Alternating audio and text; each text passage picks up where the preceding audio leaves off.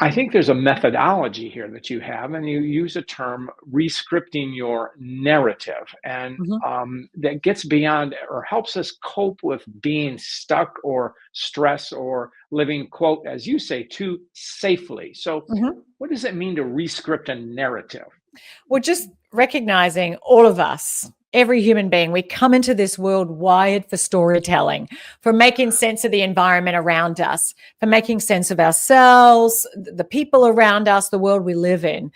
And often we can get caught, we're almost captive to stories, to belief systems, assumptions, labels that keep us, restrict the actions we take, restrict what we see as possible. Sometimes they can ratchet up our fear factor, they can magnify our perception of danger, but they can also have us failing to see in ourselves our full potential, our capabilities, our strengths, our ability to handle uncertainty and manage and navigate risks and deal with sometimes the failures that are inevitable if we're going to be living a rewarding, meaningful life.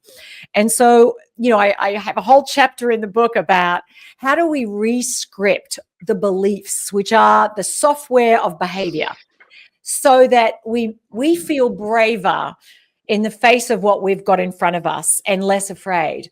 And, it just starts by asking yourself, think of any challenge that you're dealing with right now, or any situation that isn't as you'd like it to be. It might be a problem person. It might be a circumstance in your work. And ask yourself, if you were bringing a lot of courage to this, what would you be doing that you're not doing? And what would you have to be believing to help set you in action for that? And often what we don't realize is we get caught rationalizing inaction. We get stuck with labels. We fear cast future outcomes. So we make ourselves feel too afraid to act. We tell ourselves, oh, nothing I'm going to do will make a difference.